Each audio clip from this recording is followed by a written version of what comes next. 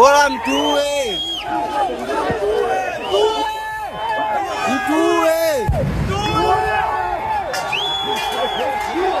The streets of Tanzania's biggest cities woke up empty, not quiet, empty, not peaceful, tense.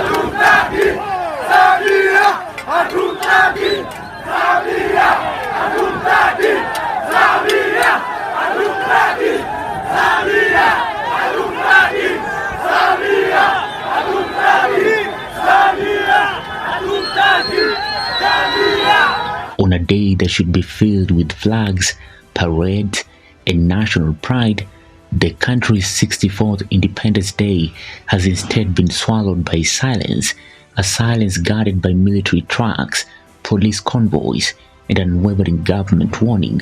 Stay indoors, all gatherings are banned. This is an attempted coup.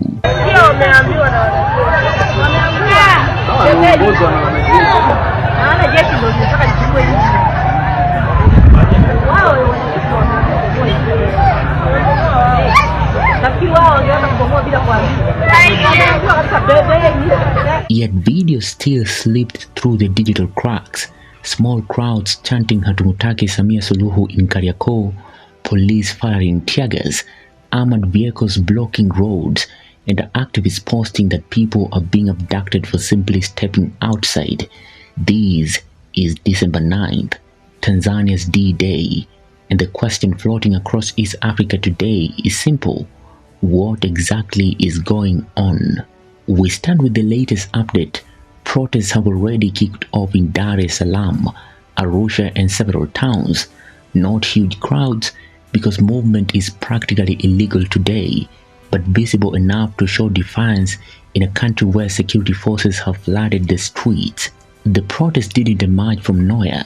They were organized by opposition groups and civil society demanding President Samia Suluhu's resignation, accountability for alleged election fraud, release of bodies from October's deadly clashes, an end to what they call family-based appointments in government. But by last night, the government had pulled a full defensive shift. The Prime Minister announced that only essential workers should leave their homes. Independence Day celebrations were cancelled. Police were deployed at junctions, markets, bus stations, essentially where crowds could form. These morning residents described their cities as open-air prisons, movement restricted, shops shuttered, roads blocked. Sisi kama sisi. Mamake. Vibe kama lote. Hatufai. Mamake, sisi ndo wananchi. Ndo wenye nchi. Hatufai. Akaongoze kwa Zanzibar. Zanzibar ishakataa muungano bado mnalazimisha. Mrudi kwenu. Ushawachoka. Nataka nchi yetu. Eyewitness footage from the ground. Kariakoo, normally chaotic, loud, alive, is half deserted, but a cluster of protesters still appeared, chanting against Samia's leadership. Police rushed in, the group dispersed, phones recorded everything. In Arusha, reports say security forces patrolled with armored trucks, parking outside government buildings as if preparing for a siege.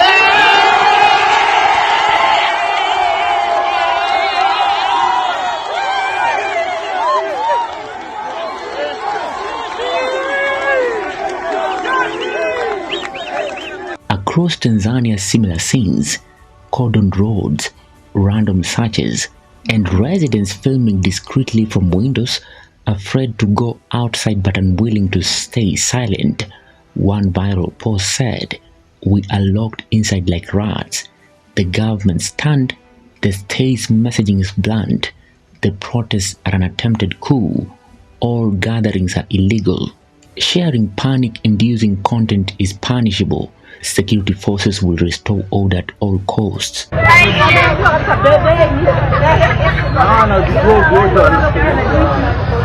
To understand today, you must revisit October 29th.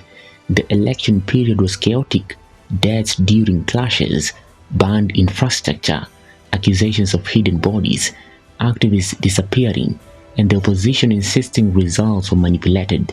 The government denied it all, but the tension never cooled. Ukiogopa mabomu, kalala nyumbani kwako, usubiri kuchunwa ngozi na CCM. Tuache visingizio. Tuache nini? Hii tutakamatwa, tutafanya nini? Ndio. Kama hutaki kukamatwa, acha kulalamika. Since then, activists arrested, online warnings, tourists leaving early. December 9th declared the day protest would return. If October was the spark, today is the flame, small but stubborn.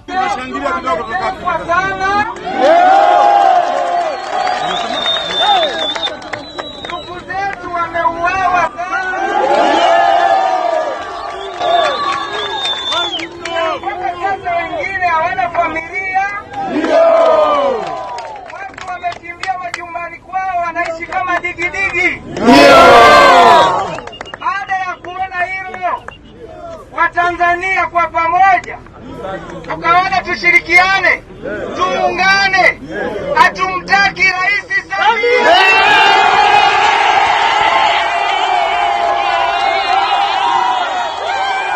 Digital crackdowns and abductions. Multiple polls suggest internet is being throttled, phones are being checked, people are being taken for questioning.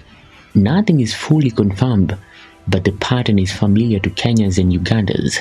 The signs of a government trying to choke a narrative before it spreads. One Tanzanian journalist posted, "If they shut the streets, we will speak through the internet." Another replied, "They are shutting that too." Trending hashtags and online pulse. Hashtag D9 tunatoka. Hashtag Tanzania revolution. Hashtag Suluhu out. The hashtags are boiling. Some say protests are exaggerated. Others are posting videos contradicting that claim. Engagement is massive. Over 1,000 likes on a single update from a journalist. The country is divided, but the silence on the street is louder than the noise online.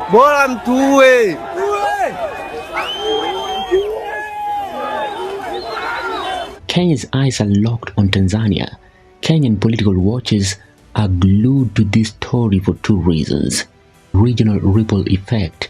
Instability in Tanzania always affects trade, tourism and border movement. 2. A familiar political script. Protest, disputed elections, military presence, government paranoia. East Africa is watching Tanzania play out a moment that feels both old and new. As for now, protests continue in pockets. Security remains extremely heavy. Roads are blocked. Independence Day events remain cancelled. Online polls show rising frustration. No signs the government will soften. Today was meant to be a celebration. Instead, it became a confrontation between citizens demanding answers and a government that sees danger in every gathering. And this story is far from over. For Maisha Television, I'm William Juma.